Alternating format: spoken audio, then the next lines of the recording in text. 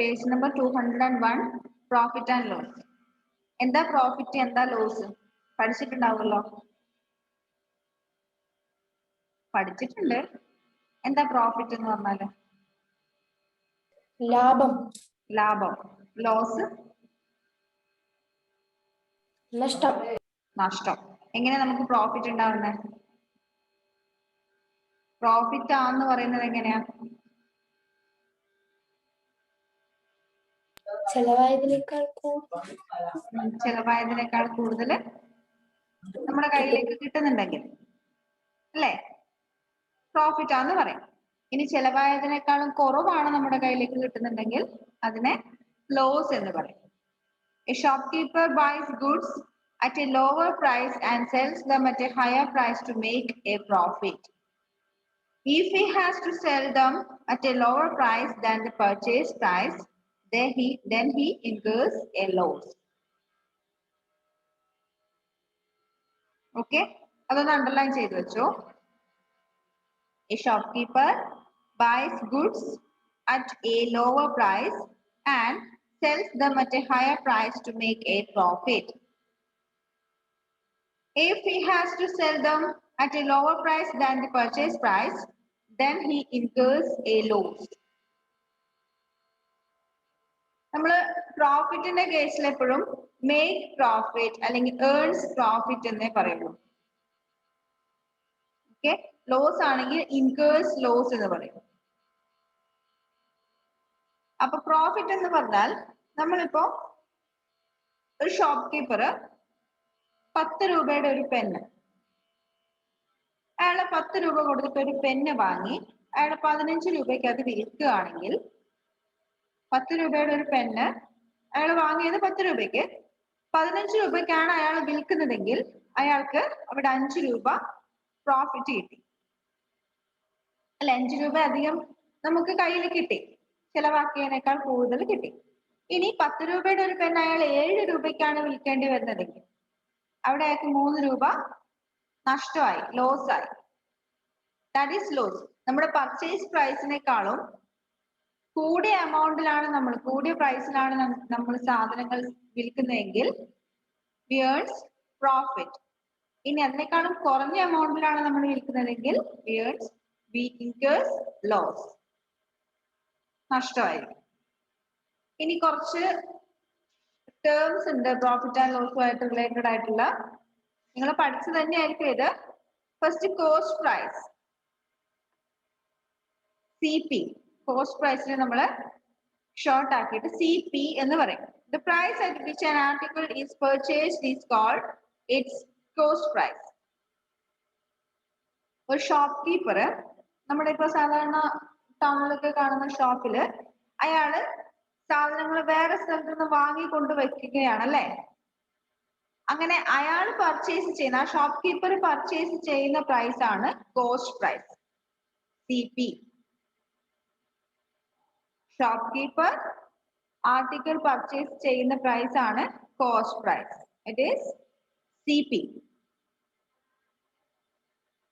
What is cost price? The price at which an article is purchased is called its cost price. അതൊന്ന് underline ചെയ്ത് വെച്ചോ.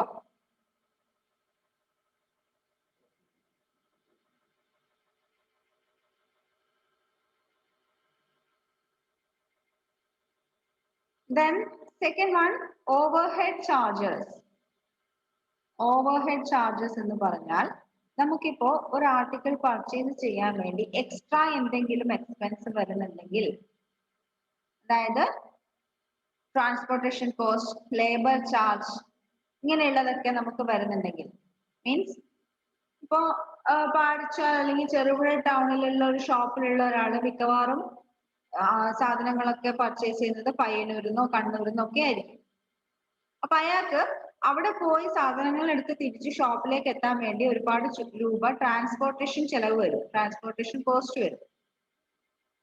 അതുപോലെ ഒരുപാട് സാധനങ്ങളൊക്കെ ഉണ്ടെങ്കിൽ, വലിയ ലോറിയിലൊക്കെയാണ് സാധനങ്ങളൊക്കെ കൊണ്ടുവരുന്നുണ്ടെങ്കിൽ ലോഡിങ് അൺലോഡിങ് ചാർജ് ഒക്കെ വരും. ഇപ്പൊ ഗ്രോസറീസ് ഒക്കെ ആണെങ്കിൽ, അതായത് പലചരക്ക് കടയിലൊക്കെ സാധനങ്ങളൊക്കെ ഇറക്കാനും കയറ്റാനൊക്കെ ലോറിയിൽ കയറ്റാനൊക്കെ ഒരുപാട് എന്ത് വരും, ലോഡിംഗ് ചാർജ് ഒക്കെ വരും. അങ്ങനെയുള്ള എക്സ്ട്രാ ചാർജിനെയാണ് നമ്മൾ എന്ത് പറയുന്നത്, overhead charges. If an individual has to spend money on transportation, labor charges, etc., in addition to the price at which he or she buys the goods, then these additional expenses are called overhead expenses. അതായത് നമ്മൾ purchase ചെയ്യുന്ന എമൗണ്ടിന്, പ്രൈസിന് addition ആയിട്ട് വേറെ എന്തെങ്കിലും expense വരുന്നുണ്ടെങ്കിൽ, transportation cost, labour charge, ഇങ്ങനെയൊക്കെയുള്ള expenses വരുന്നുണ്ടെങ്കിൽ such charges are called overhead charges. അപ്പൊ നമ്മൾ ഈ ഓവർഹെഡ് ചാർജസ് കോസ്റ്റ് പ്രൈസിനോട് ആഡ് ചെയ്യും. അതും കോസ്റ്റ് പ്രൈസ് ആയി തന്നെ നമ്മൾ കണക്ക് കൊടുക്കും. ഓക്കെ, പ്രോഫിറ്റും ലോസും കണ്ടുപിടിക്കുന്ന സമയത്ത് ഓവർഹെഡ് ചാർജ് ഉണ്ടെങ്കിൽ അത് നമ്മൾ ഏതിനോട് ആഡ് ചെയ്യും, കോസ്റ്റ് പ്രൈസിനോട് ആഡ് ചെയ്യും. കാരണം നമുക്ക് ആ ഒരു ആർട്ടിക്കിൾ നമ്മുടെ കയ്യിലേക്ക് എത്താൻ വേണ്ടി നമുക്ക് ചെലവായ തുകയാണ് ഓവർഹെഡ് ചാർജസ്. ആ ആർട്ടിക്കിളിന്റെ പ്രൈസ് ആണ് കോസ്റ്റ് പ്രൈസ്. അപ്പോ പയ്യന്നൂരോ അല്ലെങ്കിൽ കണ്ണൂരോ ഉള്ള ഒരു ആർട്ടിക്കിൾ നമ്മുടെ കയ്യിലേക്ക്, നമ്മുടെ ഷോപ്പിലേക്ക് എത്താൻ വേണ്ടി നമുക്ക് കോസ്റ്റ് പ്രൈസും ചെലവായിട്ടുണ്ട്, ഓവർഹെഡ് എക്സ്പെൻസും ചെലവായിട്ടുണ്ട്, ഓവർഹെഡ് ചാർജസും ചെലവായിട്ടുണ്ട്. അപ്പൊ അത് രണ്ടും നമ്മുടെ കയ്യിൽ നിന്ന് പോയ പൈസ എമൗണ്ട് ആണ്. അപ്പൊ അത് കോസ്റ്റ് പ്രൈസിനോട് കൂടി ആഡ് ചെയ്യും. ഓവർഹെഡ് ചാർജും കോസ്റ്റ് പ്രൈസിനോട് കൂടി ആഡ് ചെയ്യും. Then page number 202, selling price. Selling price is equal to SP. Cost price ne CP എന്ന് പറയും, selling price ne SP എന്ന് പറയും. SP എന്തായിരിക്കും, SP അല്ലെങ്കിൽ selling price. The price at which an article is sold is called its selling price. ഒരു article ഒരു shop keeper cell ചെയ്യുന്ന, sold ചെയ്യുന്ന എമൗണ്ട് ആണ് സെല്ലിംഗ് പ്രൈസ്. എപ്പോഴും ഒരു ഷോപ്പ് കീപ്പർ അയാൾക്ക് പ്രോഫിറ്റ് ഉണ്ടാവാൻ വേണ്ടി മാത്രമേ നോക്കുള്ളൂ, അല്ലെ? ലോസ് ഉണ്ടാവണം എന്ന് ഒരാളും ആഗ്രഹിക്കില്ല. നമ്മളിപ്പോ ഒരു ഷോപ്പ് നടത്തുന്നുണ്ടെങ്കിൽ നമുക്ക് എപ്പോഴും അതിൽ നിന്ന് പ്രോഫിറ്റ് മാത്രമേ ഉണ്ടാവാൻ പാടുള്ളൂ എന്നാണ് നമ്മുടെ ചിന്ത, അല്ലെ? ലോസ് ഉണ്ടായാലും ഭയങ്കര നഷ്ടമായിരിക്കും, നമുക്ക് ഭയങ്കര വിഷമാവും. അപ്പൊ എന്ത് ചെയ്യും ഒരു ഷോപ്പ് കീപ്പർ? സെല്ലിംഗ് പ്രൈസ് തീരുമാനിക്കുന്ന സമയത്ത് അതിന്റെ കോസ്റ്റ് പ്രൈസും ഓവർഹെഡ് ചാർജസും ഒക്കെ കൂടി കാൽക്കുലേറ്റ് ചെയ്ത് അതിൽ നിന്നും കുറച്ച് കൂട്ടിയിട്ട് മാത്രമേ സെല്ലിംഗ് പ്രൈസ് ഇടുള്ളൂ. എന്നാൽ മാത്രമേ അയാൾക്ക് പ്രോഫിറ്റ് കിട്ടൂ. ഓക്കെ, ദെൻ പ്രോഫിറ്റ് അല്ലെങ്കിൽ ഗെയിൻ. എങ്ങനെയാണ് നമ്മൾ പ്രോഫിറ്റ് കണ്ടുപിടിക്കുന്നത്? ഷോപ്പ് കീപ്പറിന്റെ പ്രോഫിറ്റ് എങ്ങനെ കണ്ടുപിടിക്കാം? SP മൈനസ് CP,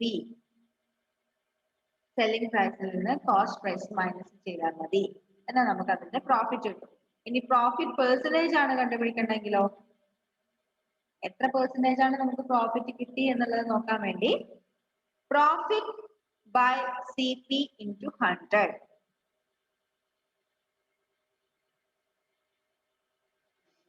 അതൊന്ന് ജസ്റ്റ് നിങ്ങളുടെ നോട്ടിലേക്ക് എഴുതി വെച്ചോ.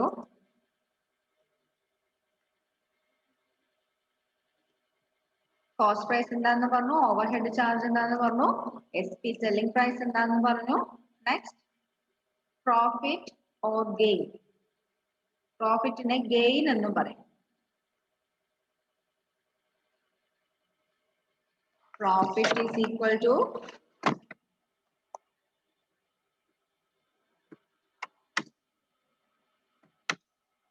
is equal to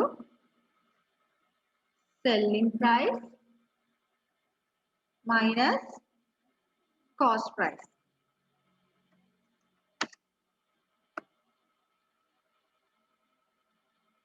Selling price minus cost price. ഇനി പ്രോഫിറ്റ് പെർസെന്റേജ് ആണെങ്കിലോ,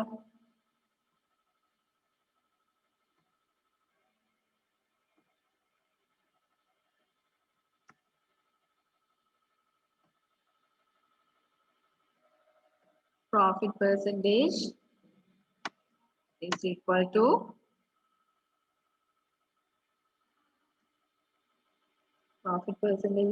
to profit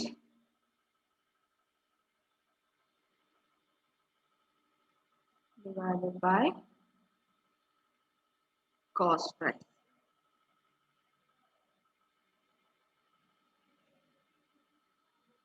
Profit divided by cost price into 100.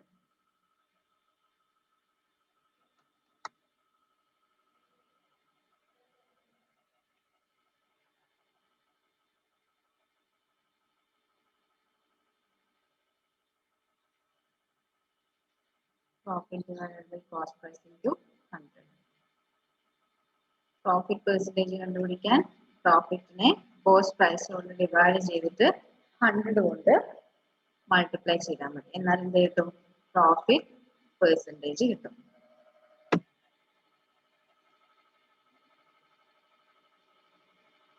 Okay.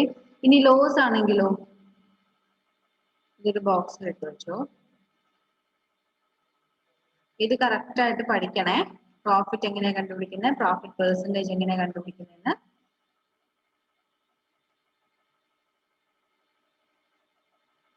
Loss ആണെങ്കിൽ എങ്ങനെ കണ്ടുപിടിക്കും? Loss is equal to CP minus SP. എന്തുകൊണ്ടാണ് CP മൈനസ് SP വന്നേ? നമുക്ക് എപ്പോഴാണ് loss ഉണ്ടാവുന്നേ?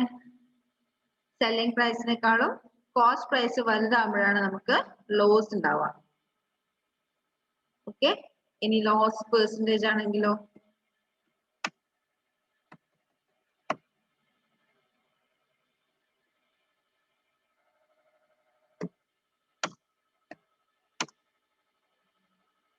loss percentage is equal to loss divided by CP into 100%. Loss divided by CP into 100%.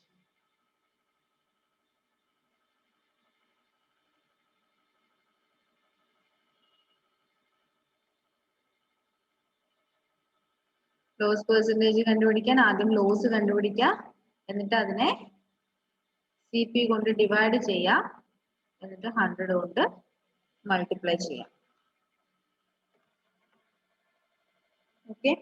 2-3 questions നോക്കാം.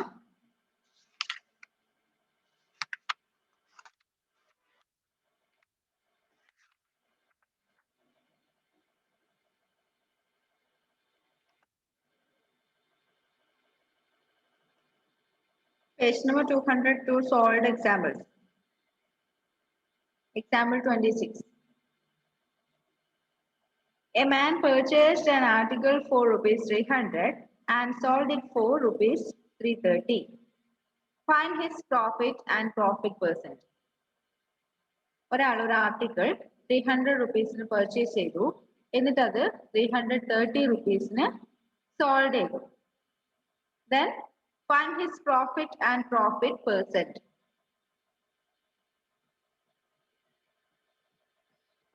എങ്ങനെ പ്രോഫിറ്റും profit പെർസെന്റും കണ്ടുപിടിക്കും? Profit is equal to SP minus CP. Here SP is equal to 330, CP is equal to 300. Then profit is equal to ₹330 minus ₹300 equal to ₹30. ഇനി profit percentage എങ്ങനെ കണ്ടുപിടിക്കും?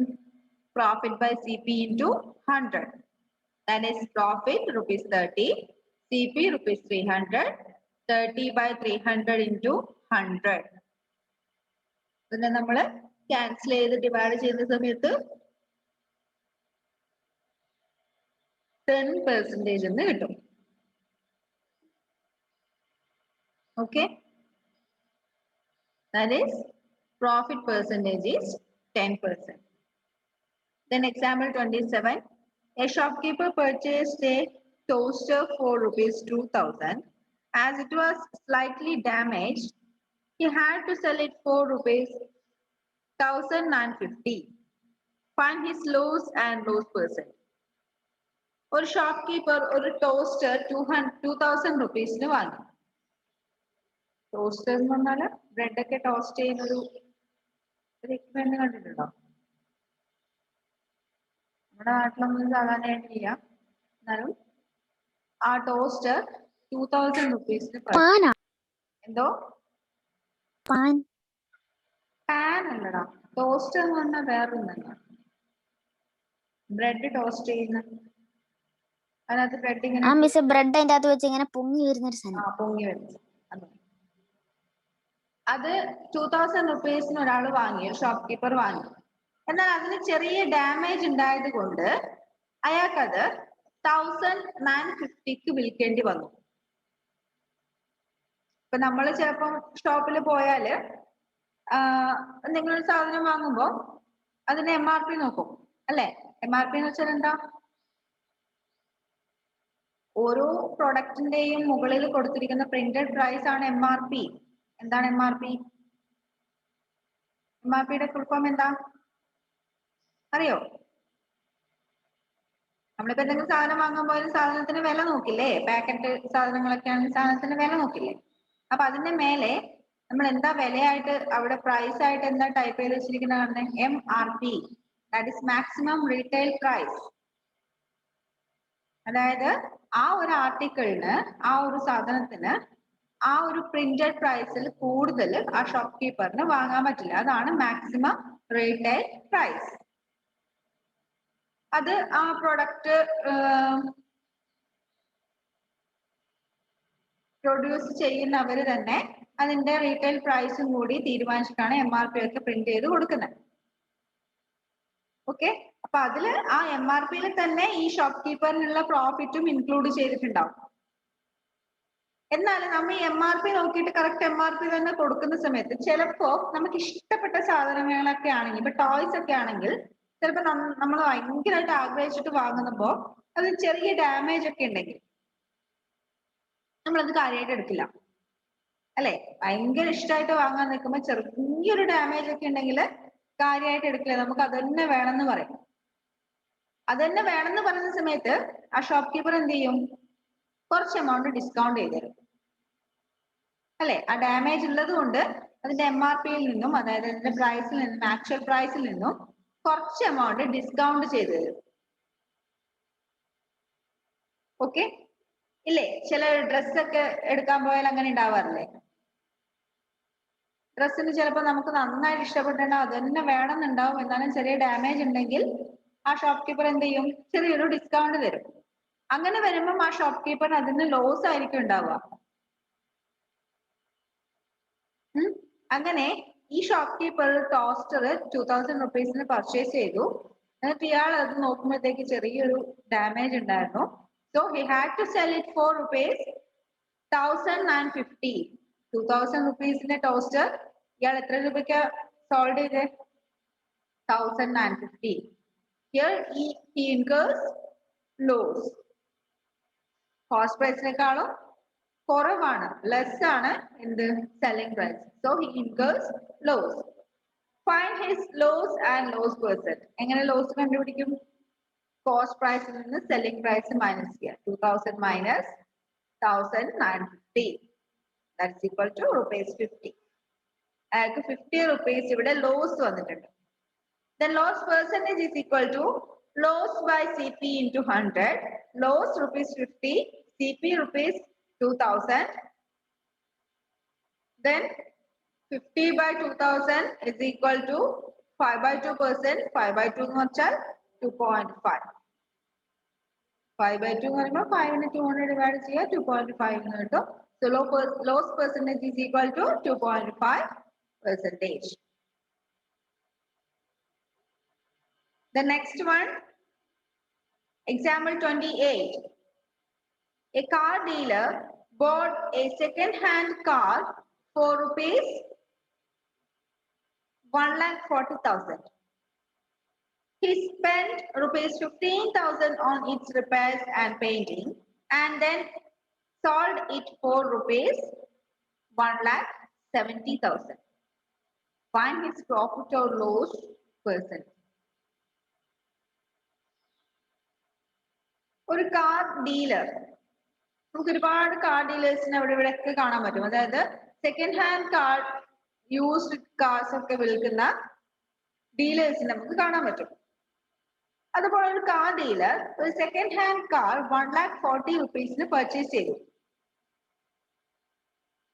എന്നിട്ട് അയാൾക്ക് അതേപോലെ തന്നെ അത് വിൽക്കാൻ പറ്റില്ല. കാറൊക്കെ ആകുമ്പോൾ നമുക്ക് നമ്മൾ അതിന്റെ കണ്ടീഷൻ ഒക്കെ നോക്കിയിട്ടേ വാങ്ങുള്ളൂ. സെക്കൻഡ് ഹാൻഡ് കാർ ആയാലും നമ്മൾ അതിന്റെ കണ്ടീഷൻസും അതിന്റെ ലുക്കും ഒക്കെ നോക്കിയിട്ട് നമ്മൾ വാങ്ങുള്ളൂ അല്ലെ. ചിലപ്പോൾ അതിന് ചെറിയ ഡാമേജ് ഒക്കെ ഉണ്ടെങ്കിൽ ഈ ഡീലേഴ്സ് എന്ത് പണിയെടുക്കും, അതിന് കുറച്ച് എമൗണ്ട് സ്പെൻഡ് ചെയ്തിട്ട് അതിനെ നന്നാക്കി എടുക്കും. പെയിന്റ് ഒക്കെ പോയതാണെങ്കിൽ അതിന്റെ പെയിന്റ് ചെയ്ത്, അല്ലെങ്കിൽ ചെറിയ എഞ്ചിനൊക്കെ തകരാറുണ്ടെങ്കിൽ അതൊക്കെ മെയിൻറ്റെയിൻ ചെയ്തിട്ടായിരിക്കും അയാൾ അത് റീസെല് ചെയ്യുന്നത്. അങ്ങനെ ഇയാള് എന്ത് ചെയ്തു, അതിന്റെ റിപ്പയർസിനും പെയിന്റിങ്ങിനും വേണ്ടി 15 rupees സ്പെൻഡ് ചെയ്തു. 1,40,000 rupees അയാളത് ബോട്ട് ചെയ്തത്, അത് വാങ്ങിയത്. Then he spent ₹15,000 on its repairs and painting. അതിന്റെ റിപ്പയർസിനും പെയിന്റിങ്സിനും വേണ്ടിയിട്ട് 15,000 ചെലവാക്കി. എന്നിട്ട് എന്ത് ചെയ്തു, ആ കാറ് 1,70,000 വിറ്റു. അങ്ങനെയാകുമ്പോൾ അയാൾക്ക് പ്രോഫിറ്റ് ആയിരിക്കോ ലോസ് ആയിരിക്കോ, എത്രയായിരിക്കും അതിന്റെ പെർസെന്റേജ്? അപ്പൊ ഈ എക്സ്ട്രാ വന്ന 15,000 റിപ്പയർസിനും പെയിന്റിങ്ങിനും വേണ്ടി ചെലവാക്കിയ 15,000 ഇവിടെ ഓവർ ഹെഡ് ചാർജ് ആയിട്ട് വരും. കോസ്റ്റ് പ്രൈസ് എന്ന് പറഞ്ഞത് 1,40,000. Over head charges, over head expense, over head ചാർജും ഓവർ ഹെഡ് എക്സ്പെൻസും ഒന്ന് തന്നെയാണ്, അത് മാറിപ്പോവണ്ട. നമുക്ക് എക്സ്ട്രാ വരുന്ന ചെലവിനെ നമ്മൾ ഓവർ ഹെഡ് ചാർജ് അല്ലെങ്കിൽ ഓവർ ഹെഡ് എക്സ്പെൻസ് എന്ന് പറയും. ഇവിടെ ഓവർ ഹെഡ് എക്സ്പെൻസ് ആയിട്ട് വരുന്നത് ₹15,000. അപ്പൊ ടോട്ടൽ കോസ്റ്റ് പ്രൈസ് എത്രയായിരിക്കും? ആ കാറിന്റെ പ്രൈസും ഓവർ ഹെഡ് എക്സ്പെൻസും കൂടി ആഡ് ചെയ്തതായിരിക്കും. That is 1,40,000 plus 15,000 equal to 1,55,000. അയാൾ എത്ര രൂപയ്ക്ക് ആ കാർ വിറ്റ്? സെല്ലിംഗ് പ്രൈസ് എത്രയാ? 1,70,000. ഇവിടെ കോസ്റ്റ് പ്രൈസ് സെല്ലിംഗ് പ്രൈസിനേക്കാളും ചെറുതായതുകൊണ്ട് he earns profit. Profit ആയിരിക്കും അയാൾക്ക് കിട്ടുന്നത്. So profit is equal to SP minus CP. Profit is equal to SP minus CP. Then 1,70,000 minus 1,55,000. That's equal to ₹15,000. 15,000 ആണ് അയാൾക്ക് എന്ത് കിട്ടിയിരിക്കുന്നത്? പ്രോഫിറ്റ് കിട്ടിയിരിക്കുന്നത്. Okay. Then profit percentage is equal to profit by CP into 100. Profit 15,000. CP 1,55,000. That's equal to, simplify ചെയ്യുന്ന സമയത്ത് 300 by 31%. അതിനെ point ആക്കി decimal number ആക്കി എഴുതാൻ പറ്റുമെങ്കിൽ അങ്ങനെ എഴുതാം, അല്ലെങ്കിൽ 300 by 31 തന്നെ എഴുതിയാൽ മതി. അത്രയും പെർസെന്റ് ആണ് അയാൾക്ക് പ്രോഫിറ്റ് കിട്ടിയത്. ഓക്കെ, ഇനി ഇതിന്റെ 2 ക്വസ്റ്റ്യൻസ് ഒന്ന് ജസ്റ്റ് ഒന്ന് ചെയ്ത് നോക്കിയേ. Page number 207. Page number 207. Exercise 13C. First one. Miss ഏതാ മിസ് എക്സസൈസ്? 13C.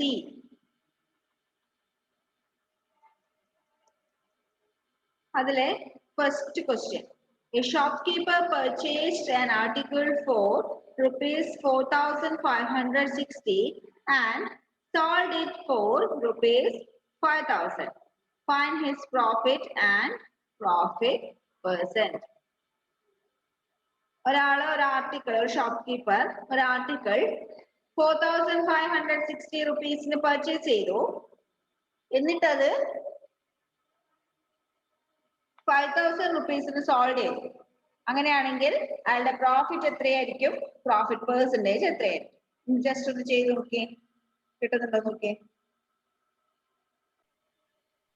മിസ്സേ എനിക്കും കിട്ടി. എത്ര കിട്ടി? അതന്നെയാണോ? പ്രോഫിറ്റ് 440 അല്ലേ? പ്രോഫിറ്റ് എത്ര വരാം?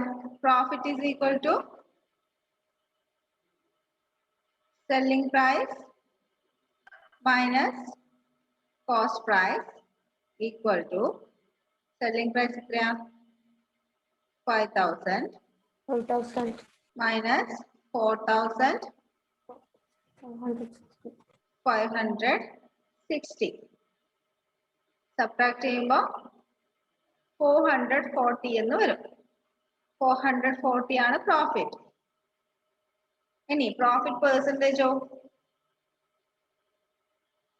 profit percentage is equal to profit divided by CP into 100%. Profit divided by CP എന്ന് പറയുമ്പോൾ profit എവിടെ എത്രേ 440 CP എത്രയാ cost price 4,560 4,560 ആണ് ഇവിടെ കോസ്റ്റ് പ്രൈസ് അത് മാറിപ്പോവരുത് തിരിഞ്ഞു പോയല്ലേ അങ്ങനെ തിരിഞ്ഞു പോവരുത് നമ്മൾ എപ്പോഴും പ്രോഫിറ്റ് പെർസെന്റേജ് അല്ലെങ്കിൽ ലോസ് പെർസെന്റേജ് കണ്ടുപിടിക്കുന്ന സമയത്ത് ഡിനോമിനേറ്ററിൽ എപ്പോഴും CP ആയിരിക്കും കോസ്റ്റ് പ്രൈസ് ആയിരിക്കും മാറിപ്പോവരുത് മാറിപ്പോയാൽ പെർസെന്റേജ് മാറിപ്പോവും ഇൻറ്റു 100 ഇനി ഇതിനെ സിംപ്ലിഫൈ ചെയ്യുന്ന സമയത്ത് 0 0 ക്യാൻസൽ ചെയ്ത് പോയി പിന്നെ എത്രയാ ബാക്കിയുള്ളത് 440 divided by 456 2 കൊണ്ട് ഡിവൈഡ് ചെയ്താൽ 220 ഇതിനെ 2 കൊണ്ട് ഡിവൈഡ് ചെയ്താൽ 228 again 2 കൊണ്ട് ഡിവൈഡ് ചെയ്താൽ 110 again 2 കൊണ്ട് ഡിവൈഡ് ചെയ്താൽ 114 ഇവിടെ into 100 ഉണ്ട് into 10 ഇവിടെ ഒരു 0 ക്യാൻസൽ ആയി പോയില്ല into 10 ഉണ്ട് പിന്നെ again ഇതിനെ 2 കൊണ്ട് ഡിവൈഡ് ചെയ്താൽ നമുക്ക് 55 എന്ന് കിട്ടും ഇതിനെ ഡിവൈഡ് ചെയ്താൽ 57 എന്ന് കിട്ടും അപ്പൊ ന്യൂമറേറ്ററിൽ ബാക്കിയുള്ളത് 55 into 10 denominator by 57 equal to 550 by 57 percentage. Sean എവിടെ എത്തിയെന്ന് മനസ്സിലായല്ലോ 550 by 57 percentage.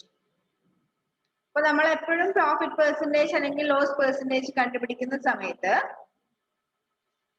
ഇത് വേണമെങ്കിൽ പെട്ടെന്ന് ആൻസർ എഴുതിയെടുത്തോ ഒരിക്കലും ഡിനോമിനേറ്ററിൽ എന്തെടുക്കരുത് സെല്ലിംഗ് പ്രൈസ് എടുക്കരുത് സെല്ലിംഗ് പ്രൈസ് എടുത്താൽ ആൻസർ തെറ്റിപ്പോവും പ്രോഫിറ്റ് പെർസെന്റേജ് ആയിരിക്കില്ല നമുക്ക് കിട്ടുന്നത് അപ്പൊ പ്രോഫിറ്റ് പെർസെന്റേജ് കണ്ടുപിടിക്കുമ്പോൾ പ്രോഫിറ്റിനെ കോസ്റ്റ് പ്രൈസ് കൊണ്ട് ഡിവൈഡ് ചെയ്യുക 100 കൊണ്ട് മൾട്ടിപ്ലൈ ചെയ്യുക ലോസ് പെർസെന്റേജ് കണ്ടുപിടിക്കുമ്പോൾ ലോസിനെ കിട്ടിയിരിക്കുന്ന ലോസിനെ കോസ്റ്റ് പ്രൈസ് കൊണ്ട് ഡിവൈഡ് ചെയ്യുക 100 കൊണ്ട് മൾട്ടിപ്ലൈ ചെയ്യാം okay എഴുതിയെടുത്തായിരുന്നോ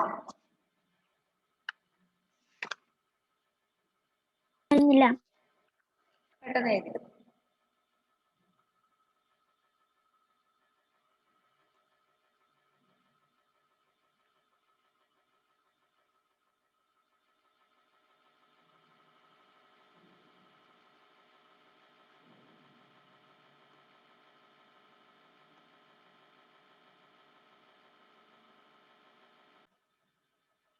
Exercise 13C, the second question. A car was purchased for rupees 1,85,000 and after spending 15,000 on its repairs, it was sold for